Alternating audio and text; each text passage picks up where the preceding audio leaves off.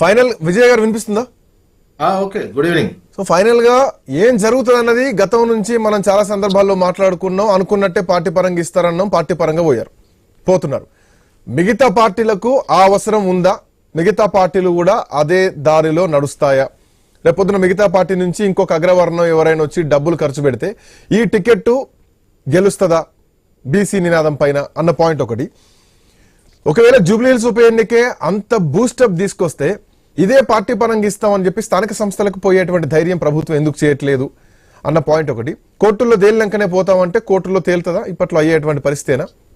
ఎట్లా చూడొచ్చు ఈ మూడు అంశాలు?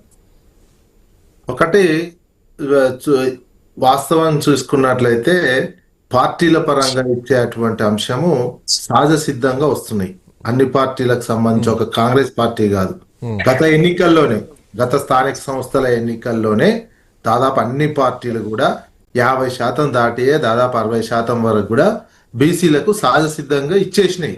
దానికి వేరే చూడాల్సినటువంటి అవసరం లేదు.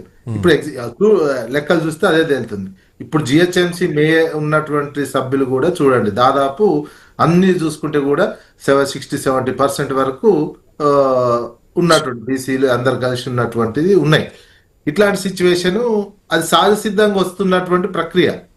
దానికి ఇప్పుడు పార్టీ తరఫున మేము ఇస్తున్నాం అని చెప్పుకోవాల్సినటువంటి అవసరం లేదు. అది న్యాచురల్ గానే వస్తున్నటువంటిది. ఇక్కడ చట్ట ప్రకారము చట్టబద్ధత కావాల్సినటువంటి అవసరం ఉన్నది.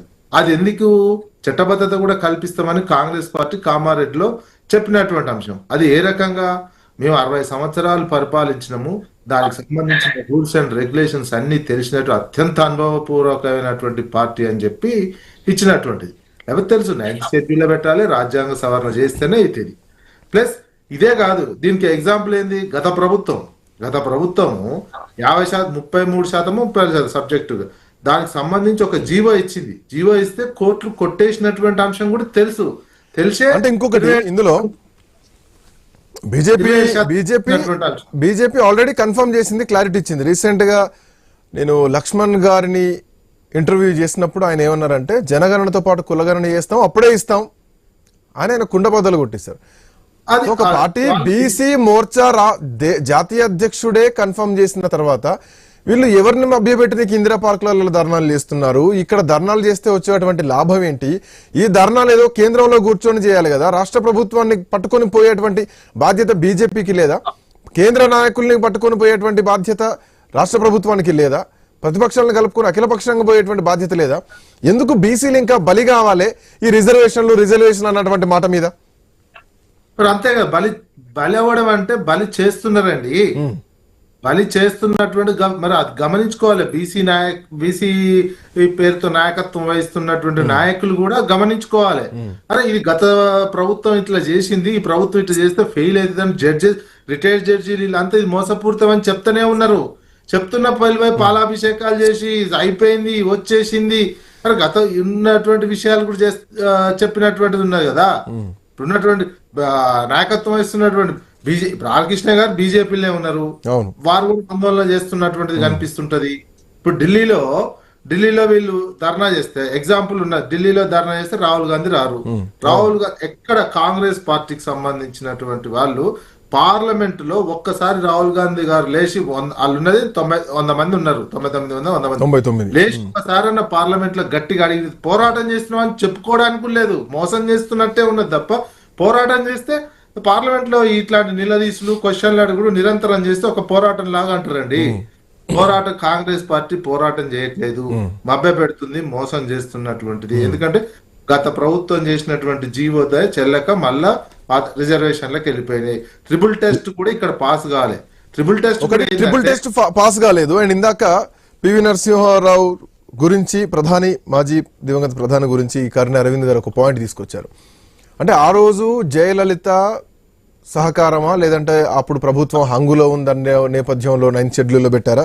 రకరకాల కారణాలని 69% పెంచడానికి జయలలిత, పివి నరసింహారావు ఎట్లయితే సహకరించారో ఆ విధంగా మోడీ రేవంత్ రెడ్డికి సహకరిస్తే తెలంగాణలో రిజర్వేషన్లు వస్తాయి అన్నది బీసీ సంఘాల నాయకులు చెప్తున్నటువంటి మాట. అదే బీజేపీ ఈ జనగణన సరిగ్గా లేదు, కులగణన సరిగ్గా లేదు, ముస్లింలకు 10% కేటాయిస్తున్నారు, సో దీన్ని ఇచ్చేదే లేదు, వాళ్ళు ఇచ్చుకున్నారు, వాళ్ళే ఇప్పుడు వాళ్ళ తలకాయల మీద వాళ్ళు పెట్టుకున్నారు, వాళ్ళే ఆ బరువు మోయాలి, మాకేం సంబంధం, మేము కులగణనతో పాటు జనగణనతో పాటు కులగణన చేస్తాం, అప్పుడే ఇస్తామని బీజేపీ చెప్తోంది. BJP version is very clear. BJP అట్లా చెప్పిన వాళ్ళు ఉంటే అసెంబ్లీలో అదే చెప్పాలి, గవర్నర్ దగ్గరికి పోయి కూడా అదే చెప్పాలి. ఈడనేమో అసెంబ్లీలో గవర్నర్ దగ్గర ఒక తీరుగా చెప్పి నేషనల్ లెవెల్ ఒక తీరుగా చెప్తే ఎట్లా? సరే వాళ్ళు నేషనల్ పార్టీ వాళ్ళు ఉన్నది మేము కులగణన చేసిన తర్వాతనే చేస్తామని ఒకటి చెప్తున్నారు. ముస్లింల అంశం అంటే గుజరాత్ లో ముస్లింలకు ఇస్తున్నారు, ఉత్తరప్రదేశ్ లో ముస్లింలకు ఇస్తున్నారు. అది చెల్లుబాటు కానటువంటి అంశం, లేదో మత కోణంలో చెప్పడే అంశం కిందనే మారుతుంది. అందుకని బీజేపీ ముందు కులగణన చేయాలి, కులగణన చేసి ఇస్తామనేది ఇప్పుడు కొత్త చెప్తున్నటువంటి. అది ఓబీసీ సెల్ చెప్తే కుదరదు. ప్రైమ్ మినిస్టరో లేకపోతే పార్లమెంటరీ పార్టీయో ఆ పార్టీ పార్లమెంటరీ పార్టీయో జాతీయ కార్యవర్గమో వాళ్ళు చెప్తేనే, లేకపోతే ఆ పార్టీ అధ్యక్షుడు నేషనల్ పార్టీ అధ్యక్షుడు చెప్తేనే నమ్మాల్సినటువంటి అవసరం ఉంటుంది. ఇవన్నీ ఎవరు చెప్పినా నమ్మాల్సినటువంటి అవసరం లేదు.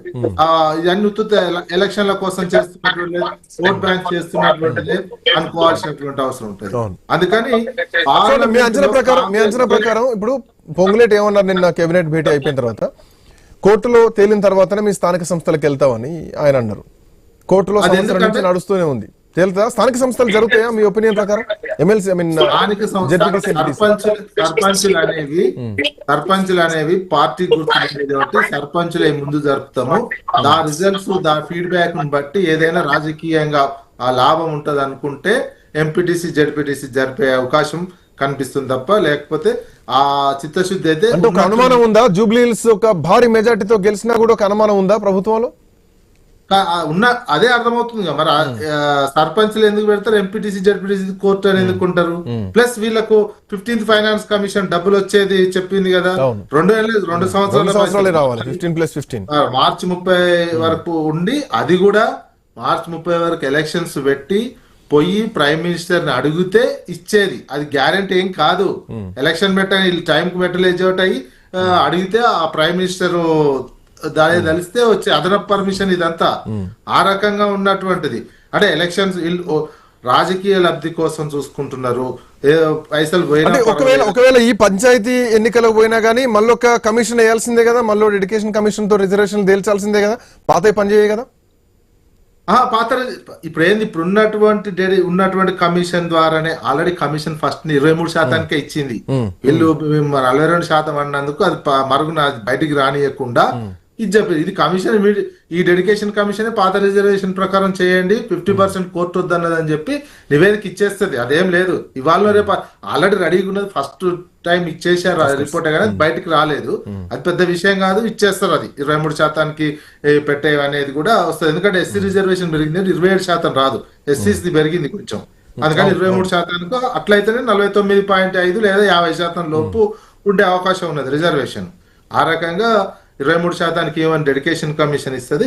దాని ప్రకారం పార్టీల ప్రకారం ఇస్తున్నాం. అది కూడా ఏందైతే ఒకవేళ ఎంపీటీసీ జెడ్పీటీసీ పెట్టినా పార్టీ పరంగా ఇస్తారు.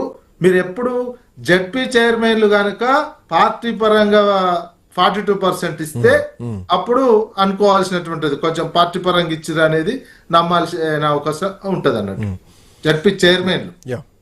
అవును మృత్యుంజయ గారు. సో ఇక్కడ